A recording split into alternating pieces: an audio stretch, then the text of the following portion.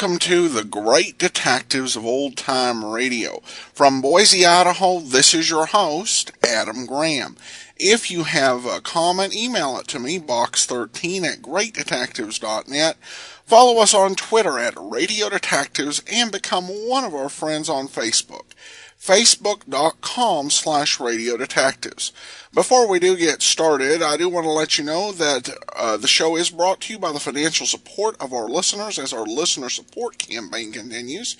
And I particularly want to thank Patricia and also Karen so much for their support. We'll send along access to the premium site. And in addition, for all donations of $20 or more, we'll send you one ebook and one additional thank you gift of your choice. You have a choice of 7 ebooks and then an additional thank you gift among the items available.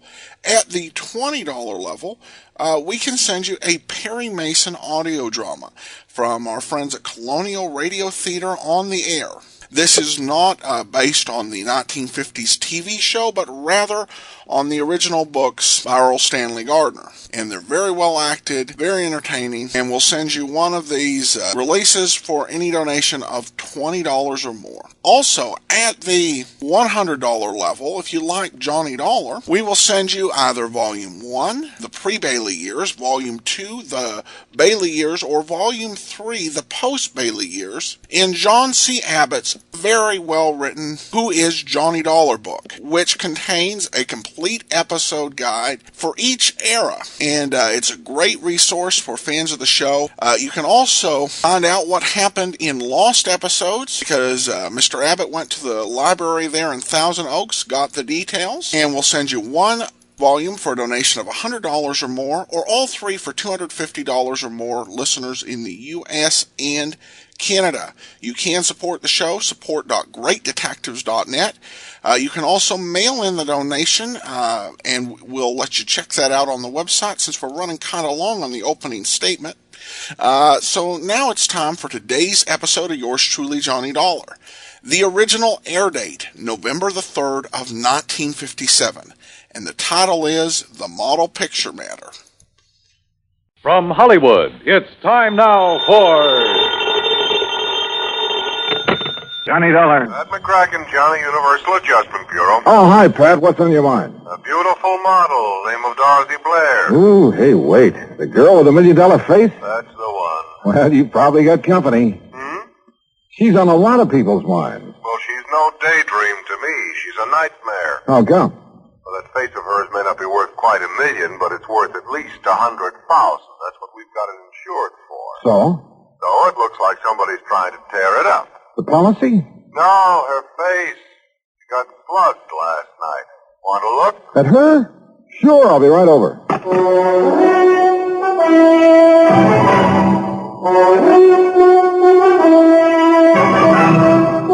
Bob Bailey, in the exciting adventures of the man with the action-packed expense account, America's fabulous freelance insurance investigator. Yours truly, Johnny Dollar. And now, Act One of Yours Truly, Johnny Dollar.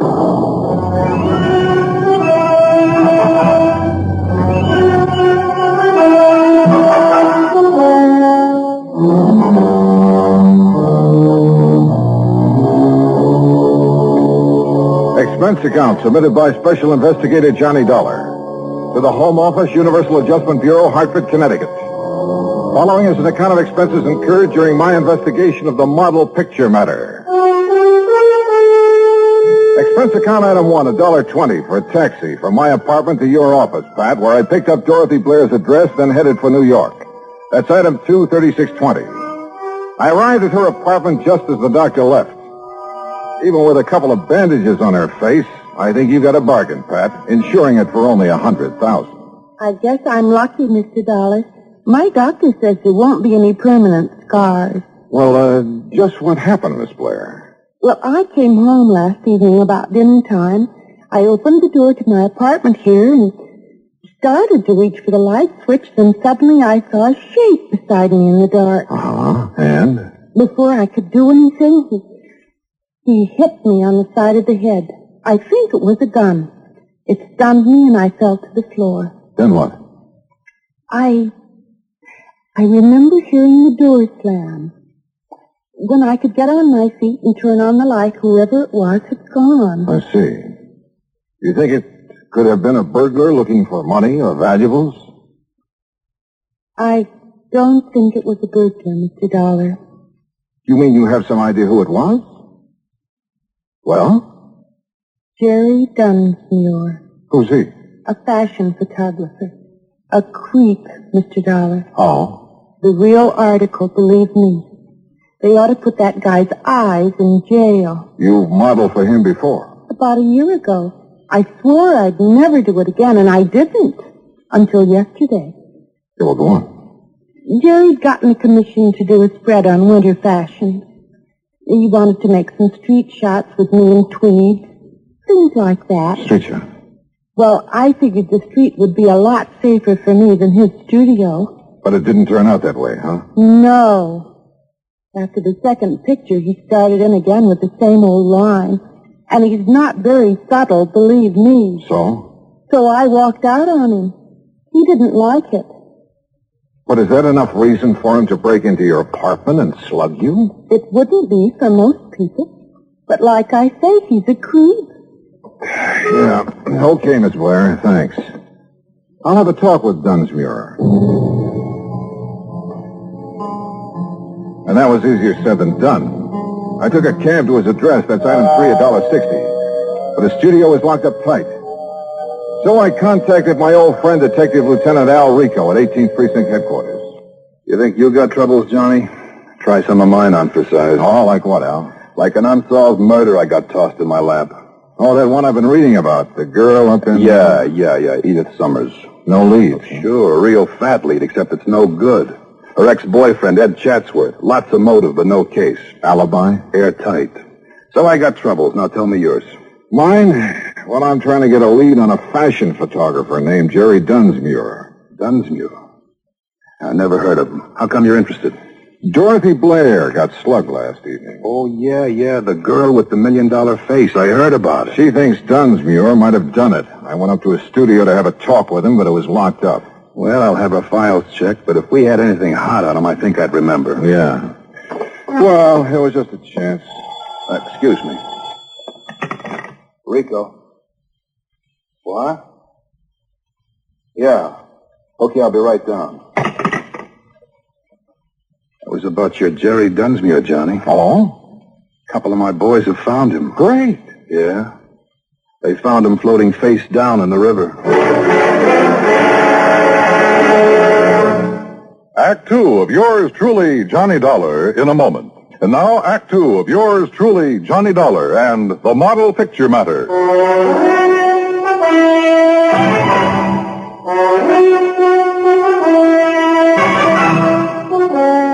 Expense account item 4, $1.80. Cab fare back to Dorothy Blair's apartment. She had company. I'd like you to meet Edward Chandler, Johnny. Hi. Glad to meet you, Mr. Dollar. Dorothy, I wonder if I could talk to you for a few minutes. Why, certainly. I've got to be running along anyway. Still okay for dinner, honey? Sure. 8 o'clock. I'll pick you up. Bye, Mr. Dollar. Yeah, so long, Chandler. Dorothy. Did you talk to Jerry Dunsmuir? Now, look, you say Dunsmuir tried to get a date with you while he was taking some fashion shots of you on the street yesterday. That's right. He was pretty persistent about it. That's putting it mildly, John. And you think Dunsmuir is the one who was hiding in your apartment and slugged you last evening? Yes. I think he must have been the one. Why, who else could it have been? And why are you asking me all this again? There's nothing you haven't told me, Dorothy. Of course not. Why? Well, the police just fished Dunsmuir's body out of the river. He was murdered? I haven't seen the medical examiner's report yet, but it's a good bet. People don't usually go for a swim with all their clothes on. But who could...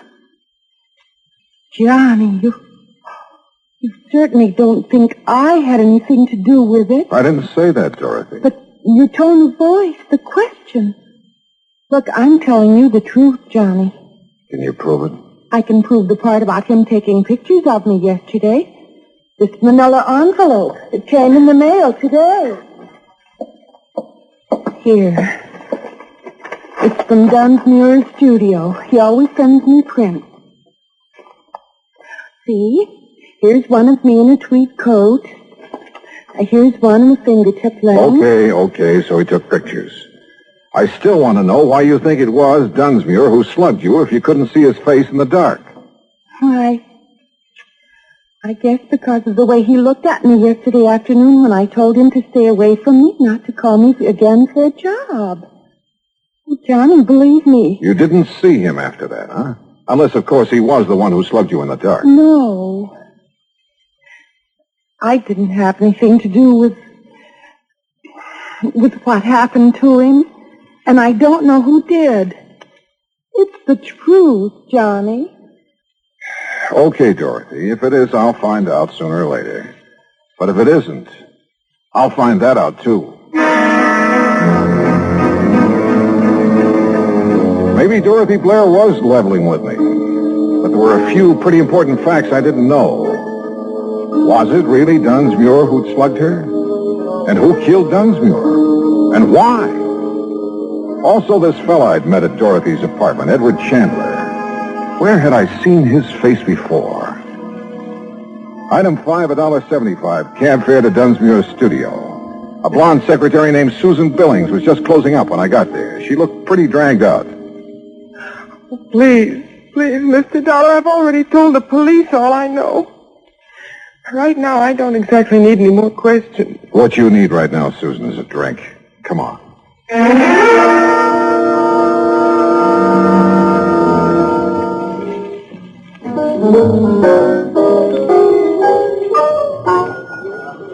Feeling better, Susan? Oh, yes. Thanks. But I really don't know anything that would help you, Mr. Dollar. How long did you work for Jerry Dunsmuir? About a year. And you can't think of anyone who'd have reason to kill him? Nobody. You know he had quite a reputation for being sort of eager with some of the models. That was a long time ago, Mr. Dollar. He changed. Not according to Dorothy Blair. I'm not interested in Dorothy Blair or lies about Jerry. Tell me, do you happen to know a man named Edward Chandler? I met him at her apartment. No. Did Jerry Dunsmuir ever mention him? Not that I remember. So you think Dunsmuir had straightened himself out, hadn't you? I know he had. How can you be sure? He told me. Oh, but You look, see, Mr. Dollar, Jerry and I, we were going to be married.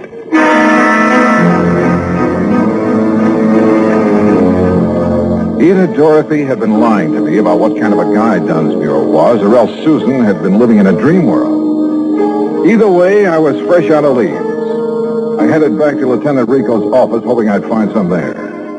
Johnny, the only thing we know for sure about Dunsmuir is that he sure had a weakness for women. Yeah, but Susan Billings believes that she was his one true love. I know. And I've been thinking about her. Maybe she found out about Dunsmuir's activities and didn't like him. It's a possibility. But if she knows more than she's told us, she's a pretty good actress. The same goes for Dorothy Blair, which reminds me I want to have another talk with Dorothy. I picked up a couple of names out of Dunsmuir's past, and I want to see if they mean anything to her. Want to come along? Sure, but we'll have to hurry. Hurry. Why? She has a dinner date with a guy named Chandler at 8 o'clock, and it's 1:45 right now. Okay, let's go.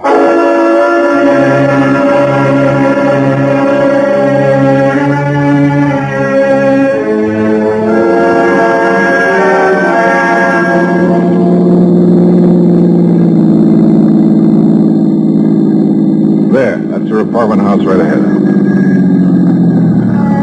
Wait a minute. Isn't that Dorothy coming out the front door? Yeah, with Chandler. Come on, we can still catch Hold them. it. What's that? Who'd you say he was? A friend of hers. His name is Chandler. I met him in her apartment this afternoon.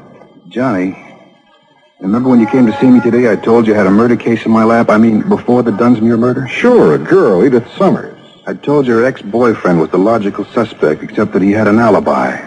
Ed Chatsworth. Oh, hey, wait a minute. I knew I'd seen that guy's picture somewhere. It was in the paper. Dorothy introduced him as Chandler. But his real name is Chatsworth. And now it turns out he's a friend of Dorothy's.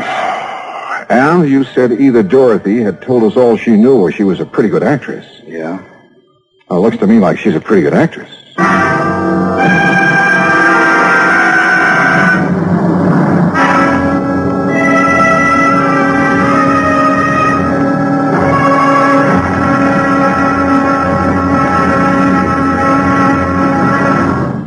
Act 3 of yours truly, Johnny Dollar, in a moment.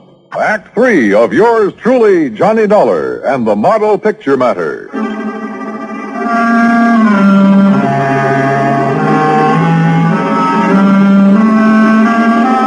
Well, it had started out as a real simple assignment, but it hadn't stayed that way long. All of a sudden, we had 2 murders on our hands, and it looked like there was a connection between them. Now, watching Dorothy Blair leave her apartment with Ed Chatsworth, we realized that she was somehow right in the middle of them. They're driving off in his car. Gonna tail them, Al? That won't be necessary. Ever since I questioned Chatsworth about the Edith Summers killing, I've had a tail on him. No, Johnny, what we better do right now is start putting some pieces together and see what they add up to. Okay. The first victim was Edith Summers. Killed in her apartment, the Blackton Arms. And you figure that her ex-boyfriend, Ed Chatsworth, had the motive. Well, we heard that Chatsworth wanted to drop her, but she wouldn't drop. But you say he has an alibi. 2 people swear he was out of the city the day that she was killed. All right. Dorothy Blair gets slugged in her apartment. She thinks the photographer, Dunsmuir, did it. Then Dunsmuir winds up dead that night. Right. And now we find out Dorothy and Chatsworth are friends. Begins to add up, Johnny. You think Chatsworth was trying to drop Edith Summers for Dorothy? If so, maybe they rigged the deal. Chatsworth was to get out of town while Dorothy handled Edith Summers. In that case, you're figuring Dunsmuir found out about the deal and came to blackmail Dorothy. Right. She won't go for it, so he slugs her. Then either she or Chatsworth, or both of them, decide to close Dunsmuir's mouth for keeps. It's a possibility, Al. Yeah. It is a possibility, isn't it? Al dropped me off at my hotel and headed back to his office. Item 6, $2, drinks. While I thought about the picture Al and I had built up to explain the killing. Well, it was all pretty logical, but somehow I couldn't buy it. Maybe, like Al had hinted, that $1 million face had gotten to me. If I could only talk to her alone, I felt I could find out if she was lying. About 10 o'clock, I went back to her apartment. No answer. Probably still out to dinner. I was about to leave when she stepped off the elevator. Why, Johnny, what are you... Hello, Dorothy. I'd like to talk to you. Well, I'm afraid I haven't time right now. Oh? Mr. Chandler's just parking his car. He'll be up in a few minutes. We have business. Your friend will have to wait. I want to talk with you. Why? All right. For just a minute. I don't understand all this, Johnny. Well, let's start out calling your friend Chandler by his real name, huh? What? Ed Chatsworth. I don't understand. I thought his name was Chandler. Oh, yeah? What's this all about, Johnny? Oh, drop the act, Dorothy. I suppose the name Chatsworth doesn't mean anything to you. Why, no, it doesn't. How about Edith Summers? Wait. She was the girl who was killed the day before yesterday. She sure was. I read about it in the papers. But I didn't know her, Johnny. You're sure you and Chatsworth didn't happen to arrange her death? Johnny.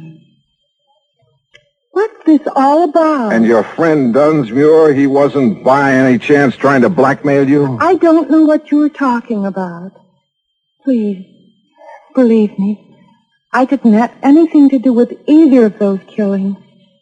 Johnny, I swear it. Okay, Dorothy. I guess I never could buy it. But I don't get this buddy-buddy routine, you and Ed Chatsworth. I only met Ed Chatsworth, or Chandler as he called himself, yesterday. Let's have that again. That's right. He said he was organizing a big promotion and wanted to feature me in it. Why would he give you a line like that? I didn't realize it was a line. He sounded very convincing. He said he wanted to see some of my pictures to see if Pictures? Wait a minute. Those pictures Dunsmuir took of you. Ed's coming up any minute to see them. He wanted to see some outdoor shots, he said. When did Dunsmuir take those shots? The day before yesterday. The day Edith was killed. Where did he take them? We moved around from place to place. You still have the pictures? Right there on the table. Come on, let's take a look. Are these all that he took? As far as I know. No, nothing here except you. Here, wait. This shot looks like the front of an apartment house. Part of the name in the picture. Black. Blackton Arms. The apartment where Edith was killed. Johnny, look. In the background. A man stepping out of the apartment house. Yeah, out of focus. Hard to... Hold it. What is it? Is there a service entrance to your apartment? Yes. Somebody just came in. Get down. I shoved her to the floor and hit the light switch. None too soon. I eased out my gun but couldn't see a thing. And I knew I had to locate him before he located us. There was a cigarette lighter on the coffee table. I heaved it toward the kitchen and my aim was pretty good. The flash of his gun pegged him for me. I turned on the lights. It was Chatsworth, all right. I'd hit him in the shoulder, but he'd keep for the state. Johnny. He's the one who killed us, Edith Summers. Yeah, sure. He had an alibi rigged, but he spoiled it by walking out of her apartment into the background of that picture Dunsmuir took of you. Then he's also the one who was in my apartment. He probably recognized you by your face. Figured he could find the name of the photographer here. Slugged you when you came in. And I thought it was Jerry Dunsmuir. Poor Jerry. Yeah. Well, I imagine when Chatsworth comes to, we'll find that he killed Dunsmuir to get the negative. He certainly wanted that picture. Yeah. Most pictures don't do people justice. But I guess this one will do him all right.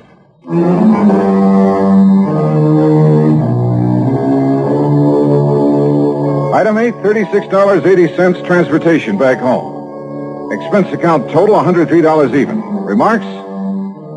Well, there's a little snapper to the story, Pat. You know, that picture Chatsworth was knocking himself out to get, he didn't realize it, but his face in the background was far too blurred to make an identification. Yours truly, Johnny Dollar.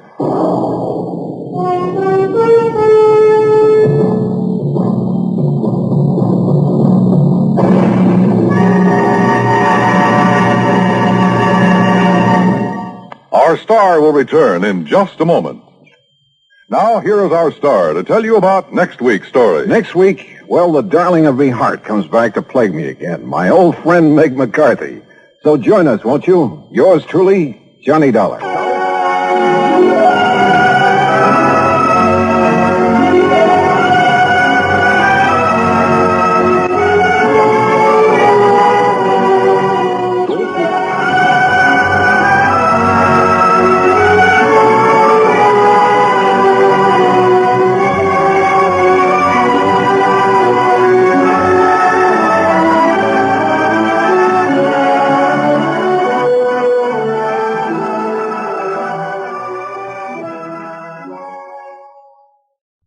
Welcome back. Well, of all motives for murder, the taking of an unintentional picture may be one that requires the most suspension of disbelief, particularly if it's not done well.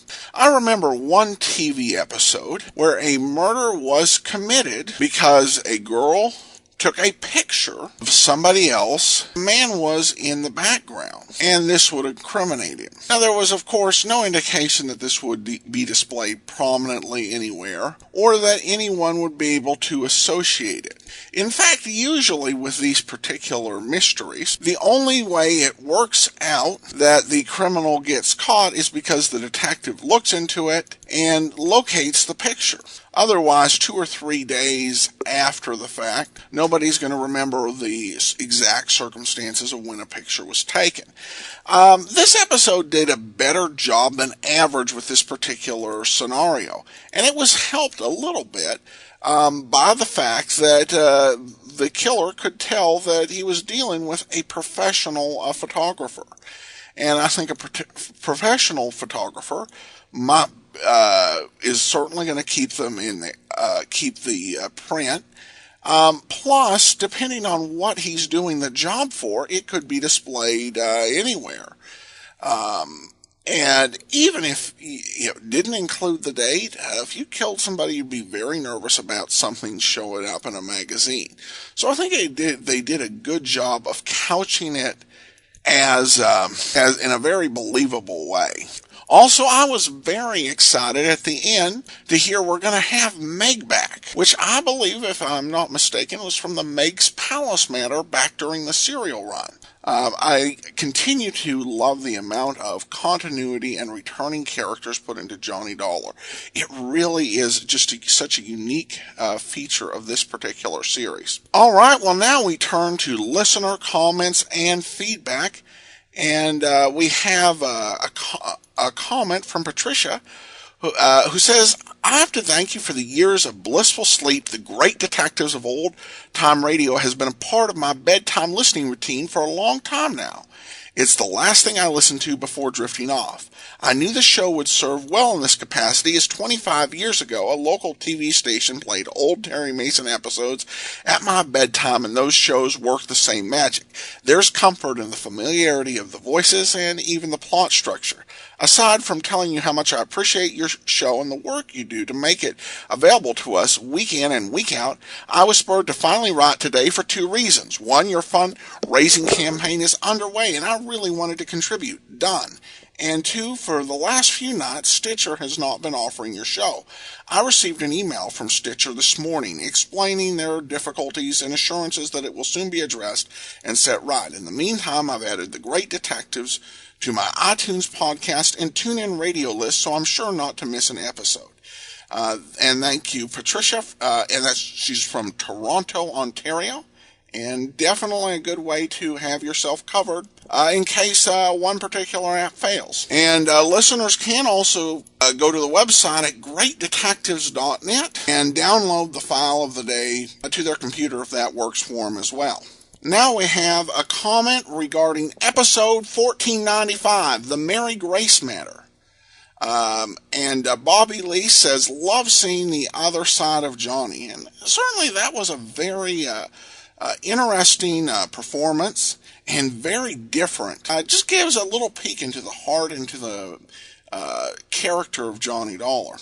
And then we had a tweet from Tampa Girl FL who says, regarding our Bold Venture episode, the Spanish accents sound more like Russian. Ha ha, love the show. Well, thanks so much. And the accents did sound a little bit off, but sometimes that is just the case with Golden Age radio programs. And it may have been that they were trying to affect a different type of Latin American accent for realism, because this story was set in the Dominican Republic. So they may have been reaching for something just outside their normal range. And then this comment from Wes, who has been listening to our old shows, and I do appreciate his comments. Most of them would just require too much backstory to read on the air, but I like him reading the comments so people who come and listen later hear them. But Wes says, regarding episode 783, Let George Do It, the Starlight Pier, at the very end of this episode, you talk briefly about names creeping into the shows that now, decades later, we recognize from someone else, like characters named Jimmy Carter. I found this very funny listening in February 2015, because the announcer listed the other actors heard in this program, and the last one named was Eric Snowden. That's a name we'd recognize in 2015, but would have meant nothing in October 2012 when you posted this. Thanks so much, Wes. Appreciate the comment, and nice catch. And not one I would notice just because I don't tend to go and listen to my old stuff. So appreciate you sharing. Tomorrow we return with Dragnet, and join us back here next Friday for yours truly, Johnny Dollar.